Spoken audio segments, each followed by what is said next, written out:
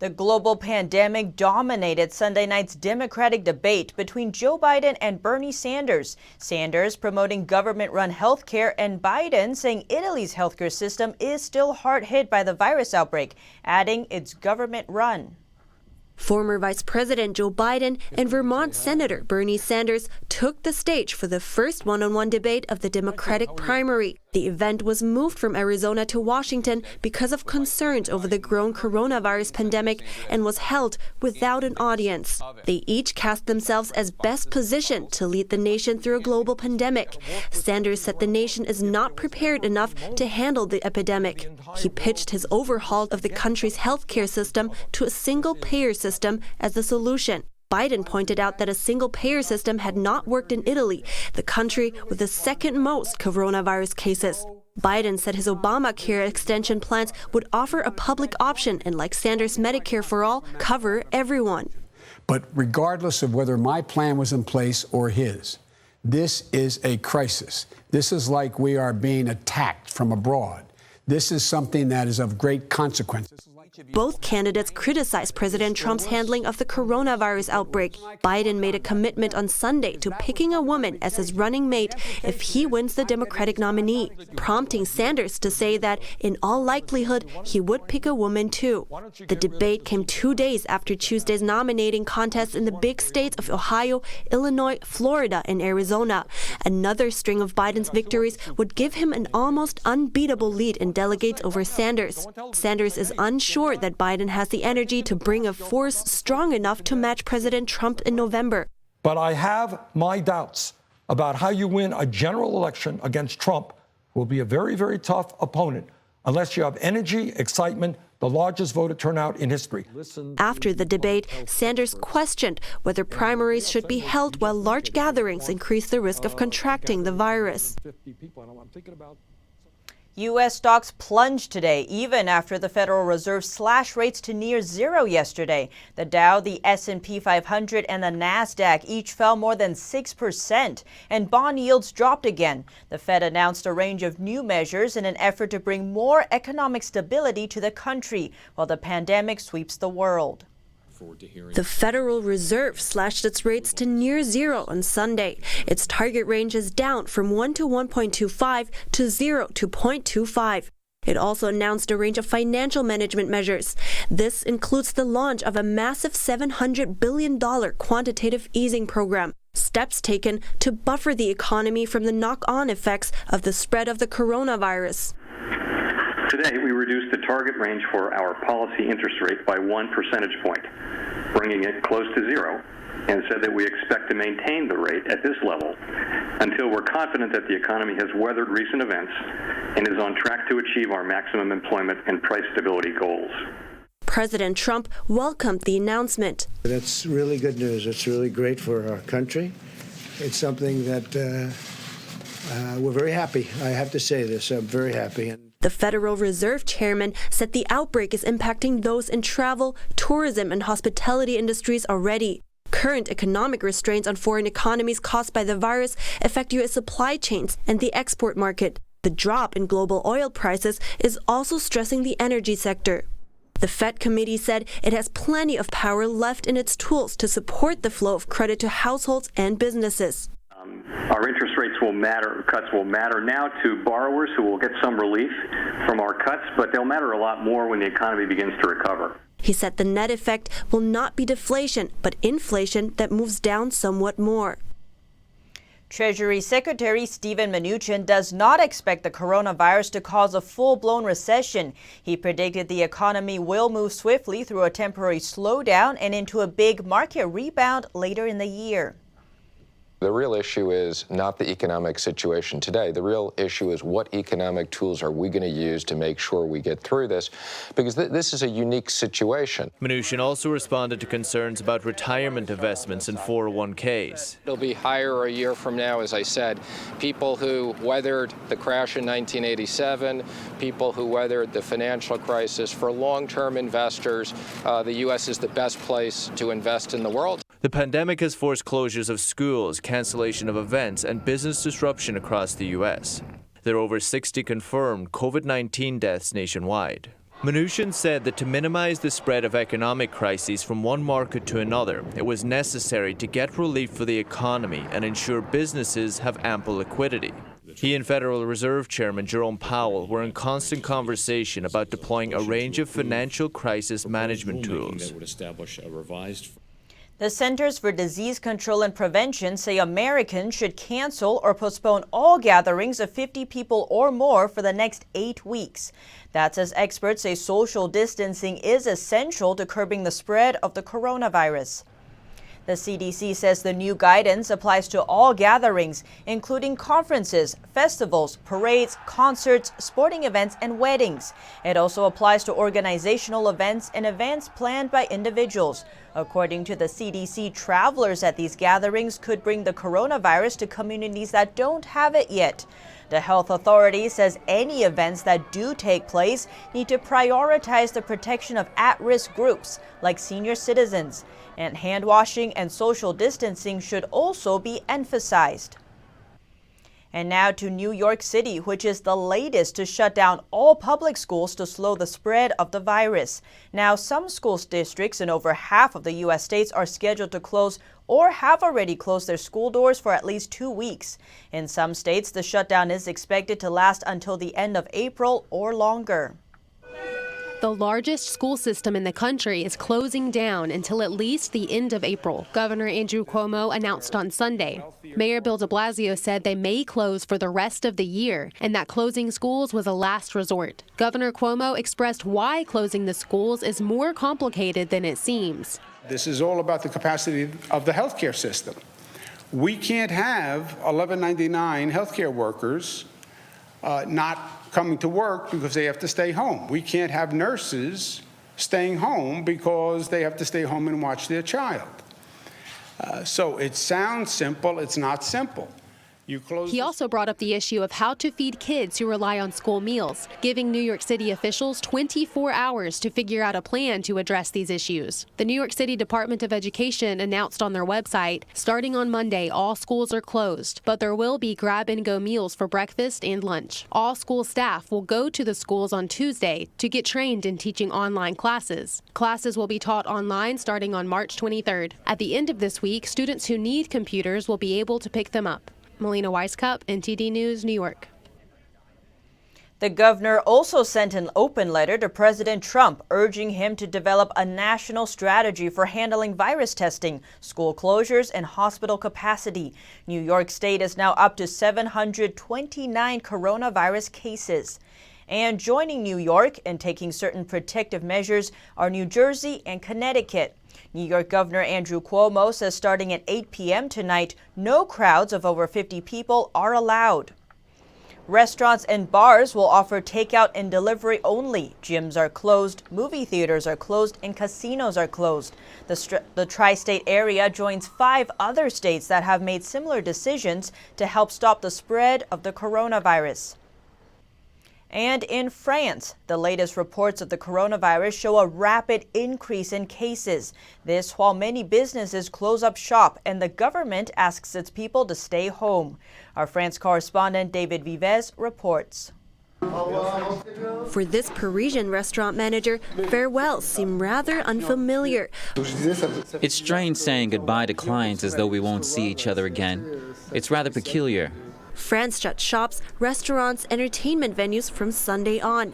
In the beginning, we were a bit depressed because we didn't expect it at all. But we said, okay, tonight is our last night out. Voila. Cafes and restaurants are at the heart of French life, and most have closed. France's health agency's director says the situation is deteriorating quickly. The nation's 67 million people have been told to stay home to help fight the spread of the coronavirus. But it isn't easy to make the French stay home. Many people stretched their legs on Sunday and enjoyed the sunshine. Life goes on. We can't stop going outside. It feels a bit different, though, now that we can't go to bars and restaurants. In response to this attitude, the health minister implored French people to respect the need for social distancing. This is the first time ever France has been forced to close its stores. Even still, the government says stricter measures could be around the corner. David Vives, NTD News. Health experts say France's infections are increasing at a rate similar to Italy's. The number of coronavirus cases doubled over the last 3 days. Nearly 5,400 people are now infected and 127 people have died. Iran announcing its largest jump in coronavirus deaths since the outbreak began. Meanwhile, the country has not halted flights to China. Coronavirus deaths have skyrocketed in Iran. The regime announced 129 new deaths over the past 24 hours. Iran is considered the epicenter of the coronavirus outbreak in the Middle East. But Iran's leaders are not looking to put a general quarantine in place and have even sought to keep borders open. And just days ago, reports indicated that flights from Iran to China are still running, even though it's believed to be the way the virus first came to Iran. The flights are thought to continue because of financial ties between the Chinese regime and Iran, who seek to conduct regular business despite the dangers to citizens. Almost 15,000 Iranians are believed to have been infected, while official figures show just over 850 total deaths. Iran's leaders also said that many younger people have died, with around 15% of deaths occurring in people younger than 40. The number of Iranians infected are believed to be much higher than the reported figures. Coming up, an undercover video reveals new evidence that supports a horrifying allegation about human rights abuse in China and sheds light on who the main victims are. That and more after the break.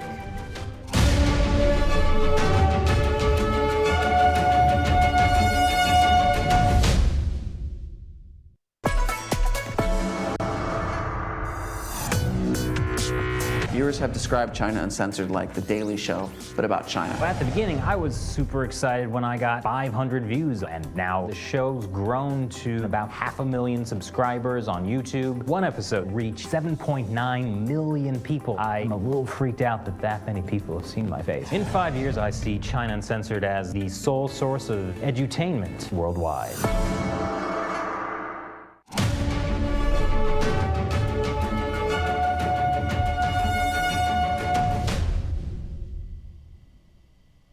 An undercover video provides new evidence for a 14-year-old yet still horrifying allegation that prisoners of conscience are killed for their organs in China, supplying the country's for-profit transplant market.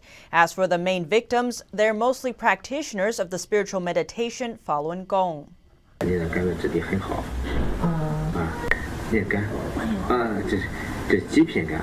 In this undercover video, a liver transplant doctor in China is boasting that he and his team can find the highest quality livers for transplant. This is the latest piece of evidence of forced organ harvesting in China. The video was released for the first time at a recent policy forum on Capitol Hill. It was filmed by Yu Ming, a Chinese Falun Gong practitioner who later escaped to the U.S. Falun Gong, also known as Falun Dafa, is a spiritual meditation system for the mind and body. After its introduction in 1992, it spread throughout China thanks to reports of improved health and moral character. But fearful of its widespread popularity, the Chinese Communist regime began to violently persecute the practice in 1999. In the 5-minute video, he is shown visiting a number of hospitals in Beijing, posing as a patient in need of a transplant. He secretly recorded his conversations with doctors and medical staffs.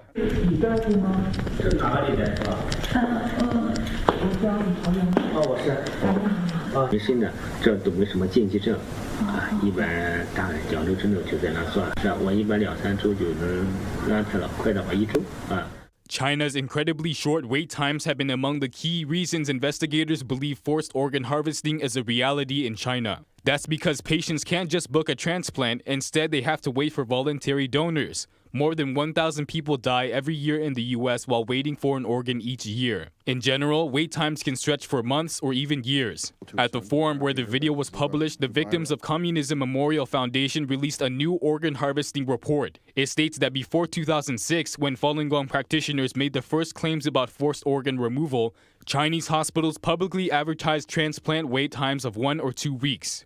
The doctor in the video says he has performed 500 or 600 operations. He also told the person undercover that they can get an organ from someone who practices Qigong or meditation, adding that they could even pick out the best one. 多年技工的那种就是好的，那也是很看他的病情，能等，咱就调好的。每次呢，我把信息给你，我把这些情况给你以后然后呢，然后你觉得年龄大，咱就再等下一个咱就等一个最好的。The doctor said the quality of the organs is guaranteed by the armed police hospital in Beijing. He added that an organ has just arrived at the hospital that same day. 好的，现在武警能做，北京可能是军队医院就武警现在能做，北大国际的感觉是我现在给他负责啊。这武警呢，他的咱们公平质量也有保证。今天有一个，你不是记者啊？一看见不是。我们这。The practice seems to be well known among patients. The video shows one liver transplant patient offering advice, saying that livers that come from people who meditate are best, and that patients can tell their doctor what they want. 好干员这个钱你别舍不得，弄不好就说差不多得多活10年，可不是这可不是开玩笑的。对呀，他要在30岁以下，然后呢，这个他要是能够就是练什么呢？练气调息的呀，就是所说的纯属用气来锻炼身体。哪有那么年轻？太多了。练法轮功的也行，那李洪志整那玩意儿，他也算是，他也是一种调息，就是最好30岁以下。那我当时就直接说，我说我要是最好的30岁以下。One U.S. official says they've known for decades about the practice. She pointed out that Falun Gong practitioners are particularly vulnerable targets thanks to their good health.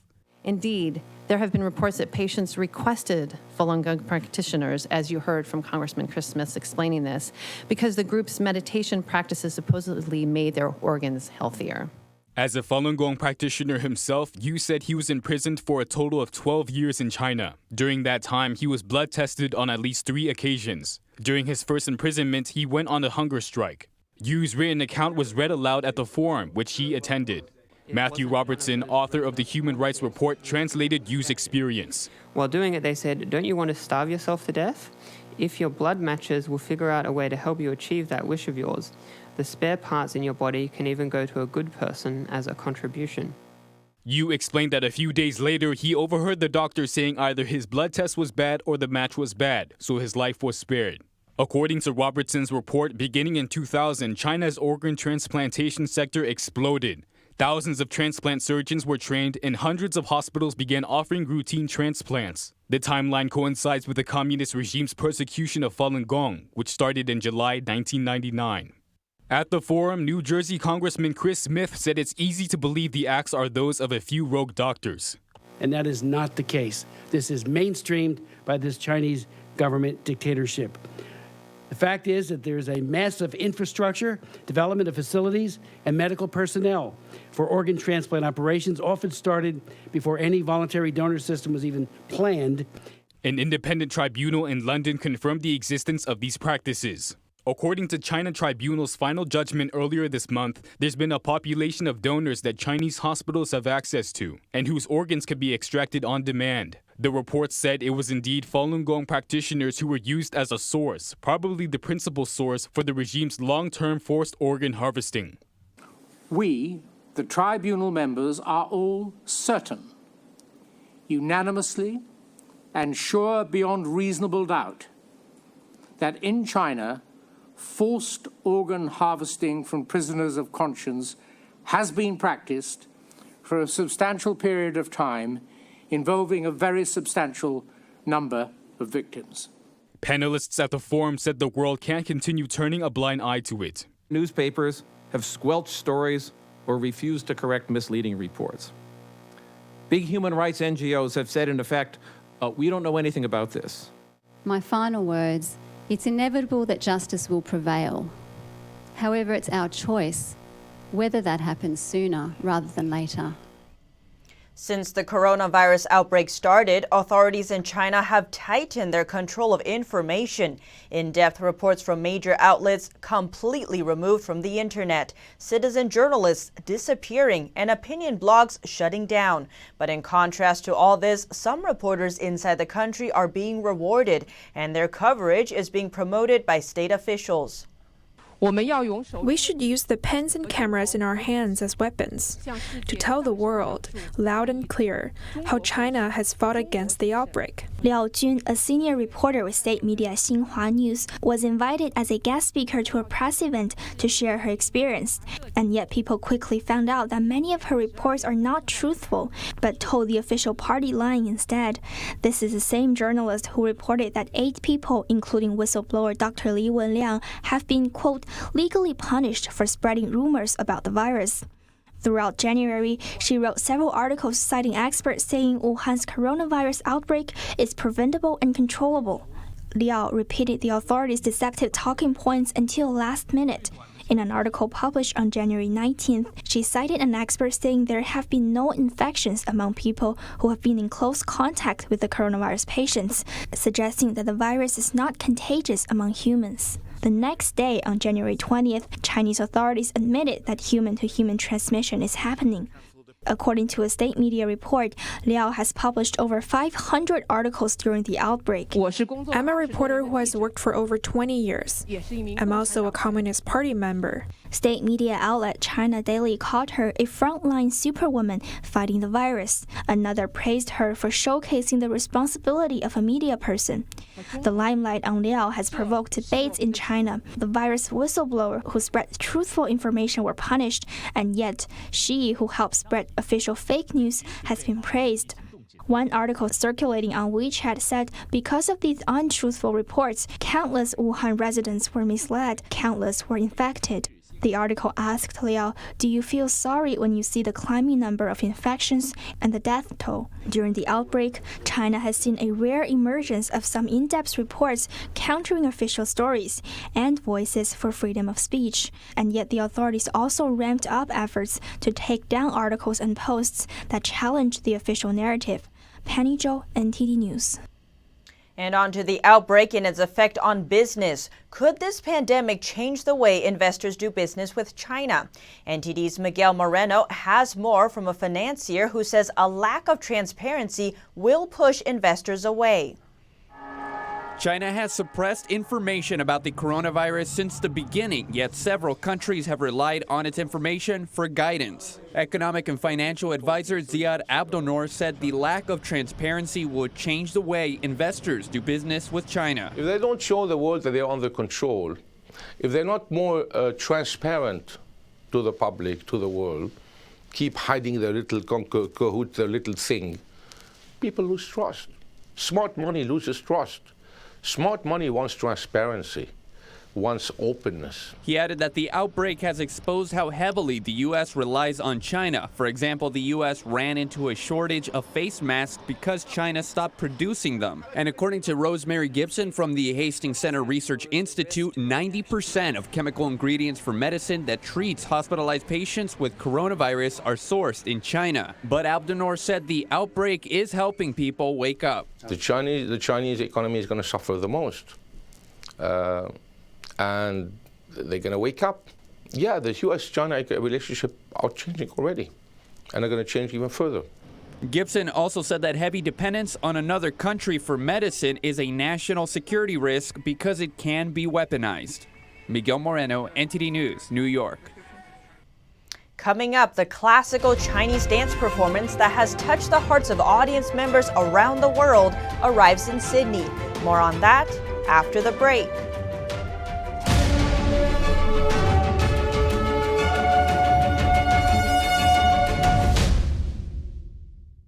Our investigative reporters at the Epoch Times have spent 18 months uncovering the biggest political scandal in modern history. We connected the dots around Spygate, the actions by Obama-era officials against Trump's 2016 presidential campaign. Join me on Declassified as we bring you up-to-date developments on this unfolding scandal.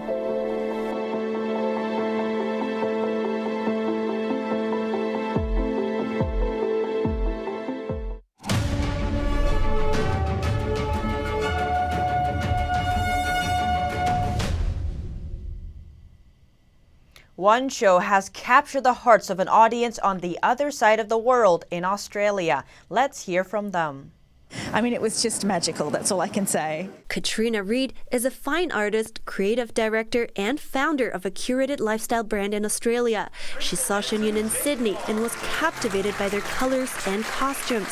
The costumes, obviously the vibrancy, the colour, the energy of the dancers and the way they flowed with those sleeves. I mean, it was just gorgeous. Reed said the performance emits peaceful energy. It gives you a feeling of calm, it gives you a feeling of peace, but there's an innate beauty in the movement of their bodies as well that conveys the story so beautifully.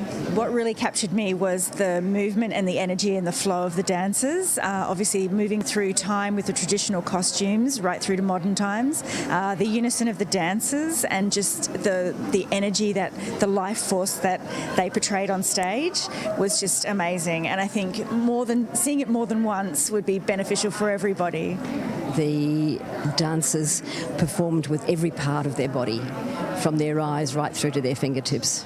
Maxine Kohler is a principal of a performing arts college in Australia. She saw Shen in Sydney and was astonished by every aspect of the performance.